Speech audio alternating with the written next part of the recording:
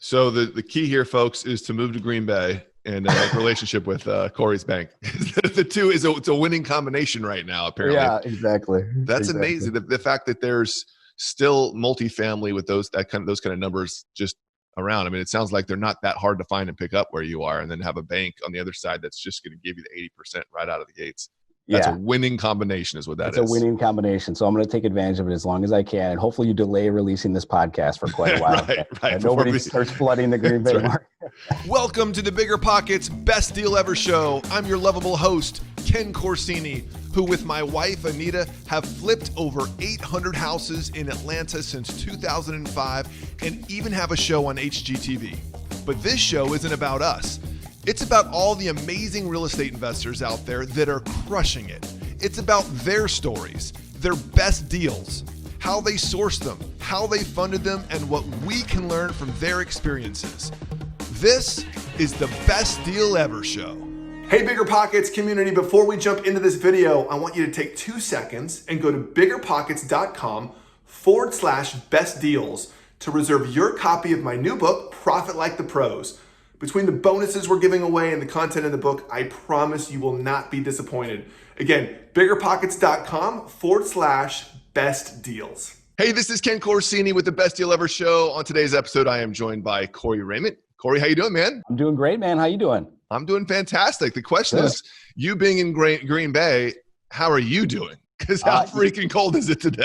Yeah, well, as of us recording this, I think we have some negative wind chills happening today of somewhere around -15, -20, something like that. Yeah, just brutal. A normal day. Yeah. You know, I know a lot of investors around the country, but you're the only one I know that's in Green Bay that does real estate investment. What is that like to be in Green Bay and be a real estate investor? How's that different? Because it's so dang cold up there. Yeah, I mean, it makes so our primary business model is wholesaling. So sometimes like we'll set up opportunities for investors to go through these properties we're wholesaling, and then we'll have like a blizzard or something, and it's like, okay, it's like you can't really put it on the newscast of like on the ticker going on the bottom like, oh, Corey Reyment's inspection period's closed today. Like we can't do that. So it makes it a little bit of a logistical challenge sometimes. Hey, I will say this funny story. You actually can call into the news. It's like when I first started my business, I had like 2 people working for me and we had like a snow day. Yeah. I called our local news station up and said, Georgia Residential Partners is going to be closed for business today. And sure enough, man, they put it on the bottom. I'm taking pictures of it. I was so excited. Dude, that's awesome. I'm totally doing that next time we get an ice storm or a blizzard. Try, right? 100%. Take some pictures. Free advertising. You look way bigger than you actually are. That's right. That's hilarious. Absolutely. So you guys primarily do wholesaling in Green Bay? Yeah, so we wholesale primarily is like the main, I'd say, transactional day-to-day type of stuff, and then we've gotten into the multifamily apartment space more for our passive long-term buy and hold strategy. Nice. And how long have you guys been in business? We got started in 2016, so we're still pretty new, I would say. So a little bit wet behind the ears, man. 2016. How many deals have you guys done? In the 09 trend. Good for you. Just learn from other people's mistakes, right? That's right. How many deals have we done? This year we'll do about 48 wholesale deals is what we'll close. We've got several others that just got pushed into next year, but and then multifamily, I think we've picked up 3 this year, and then we've got 1 under contract that'll close coming up in January. You bought 3. How big are the multifamily deals? 2 of them were 16, and then the latest one was 28 units. Okay. Man, that's fantastic. Yeah. Are you syndicating those? No. We don't. No? We brought the only one that we have a partner in was a guy. He found the deal for us, and so we offered him some equity in the deal as kind of a, hey, thanks for bringing us the deal. Don't bring it to anybody else kind of thing. Yeah, right. And don't go shopping this. We'll get you in on it. And give you some skin in the game. So, man, that's killer. Yeah. Picked up 3 good-sized multifamily deals right out of the gates, man. You haven't even been at that very long, so that's killer. Yeah. It's been fun. It's been a lot of learning experience for sure, but it's been good. It's been a great year. So what's working for you guys in Green Bay? Is there a ton of competition, or is there not much competition? Are you just doing direct mail? What does that look like? Yeah, I mean, there's other people that do what we do. A lot of people have kind of a different, they're trying to get into it maybe, or whatever the case is. But I think we got in at a really good time here in Green Bay where there was nobody really professionally wholesaling, I would say. Yeah.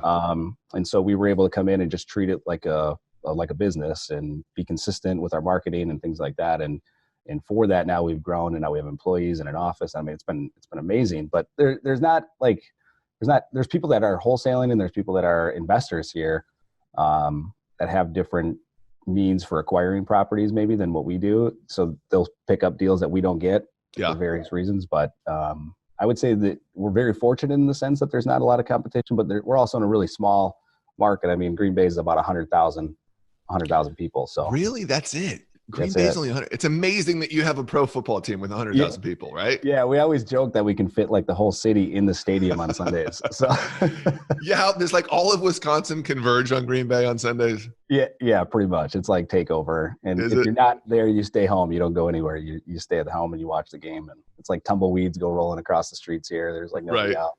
Yeah. Right. That's nuts. So do you have season tickets? I don't. My brother does and my uncle does. Okay. But, yeah. They're not easy to come by, right? And those are like kind of passed down sort of thing.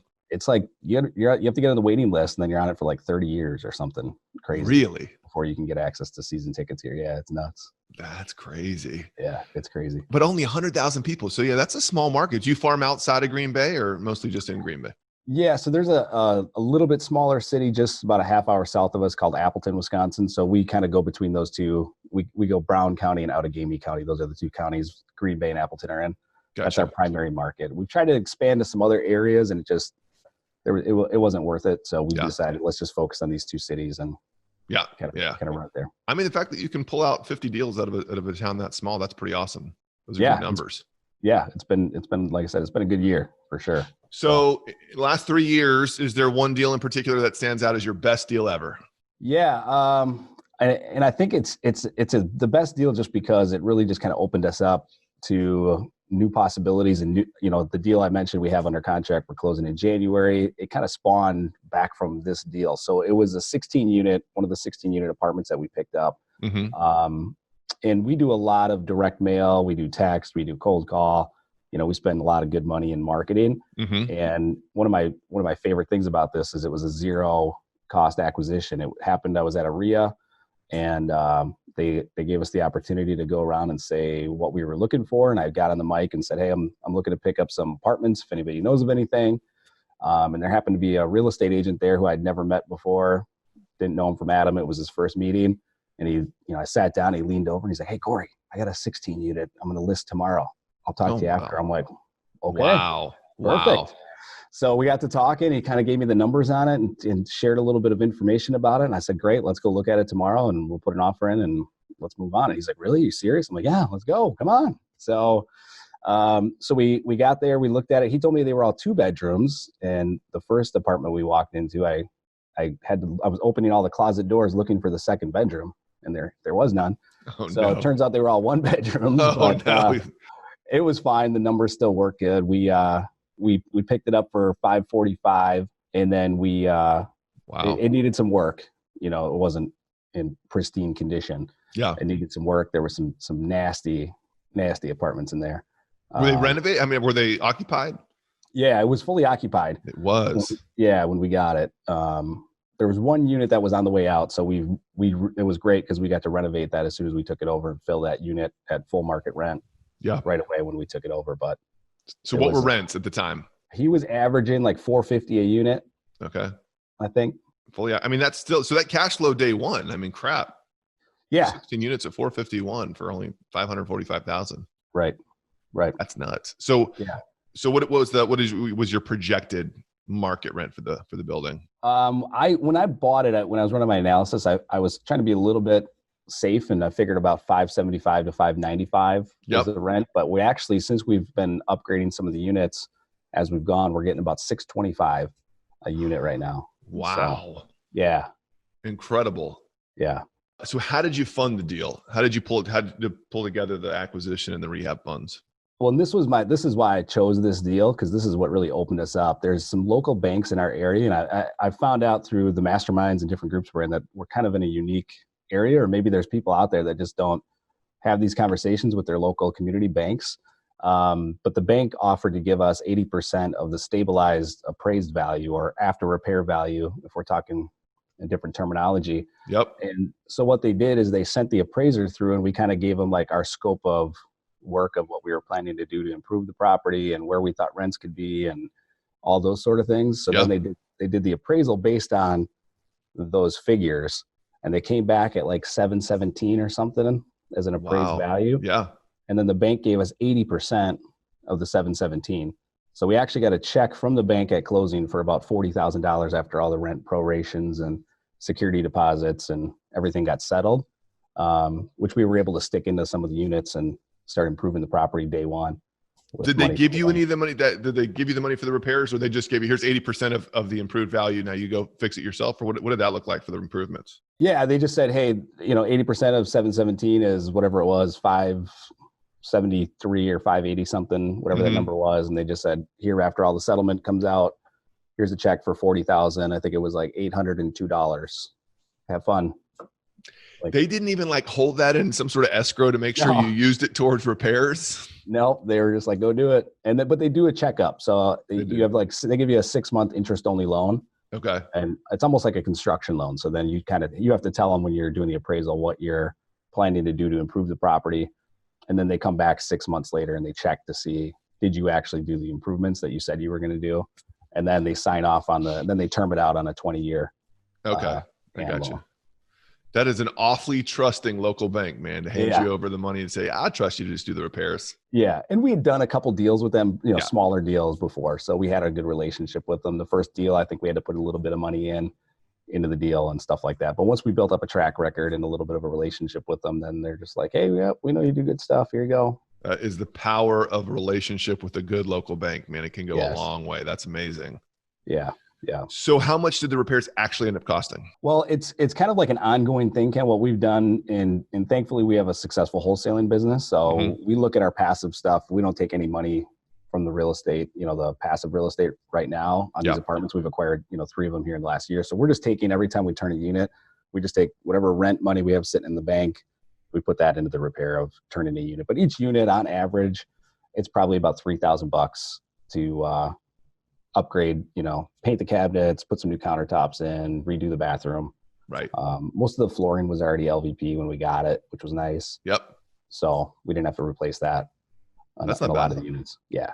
Yeah. So, I mean, you're really not spending that over 16 units, 3,000 per. I mean, that's not a crazy amount of money. You got more than half of that right out of the gates too. Yeah. Yeah. And we improved, like we fixed the roofs and stuff. They were older. So that was a good chunk, about $24,000. Okay. To replace all the roofs. There's 4 different buildings on it. So gotcha.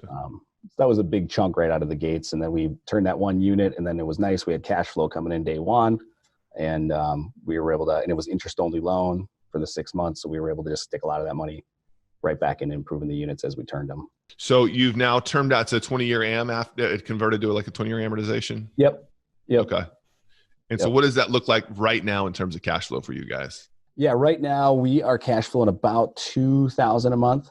Once we get the rents fully to market value, or at least pretty close, we should be about $3,000 to $4,000 a month of cash flow.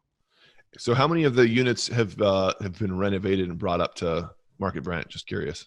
I think we have 9 of them that are upgraded. Okay. All right. We have 7 left that are still, they're decent. They're not. We actually just walked through one the other day, and the lady moved out, and our maintenance guy said, hey, what do you want to do here? Do you want to completely, turn this thing, or do you just want to get somebody in here? And right now the market in Green Bay is really good for rentals. So his recommendation was, there's not a lot of people that have any vacancy right now in Green Bay, because not a lot of people want to move in December in Green Bay. Yeah, so I'm sure. But the people that are looking for a place, are desperate, and they need a place, and they'll pay, a premium right now just to be able to move into a nice place like this. So that one is pretty much just going to clean it, maybe throw some new paint on the walls and put it on the market and rent it out. Yeah. So every time somebody's lease expires, they move out, you come in, spend $3,000 or so if you need to, and bring it up to speed. Yeah. Yep. So you originally bought it for $450. You've put $545.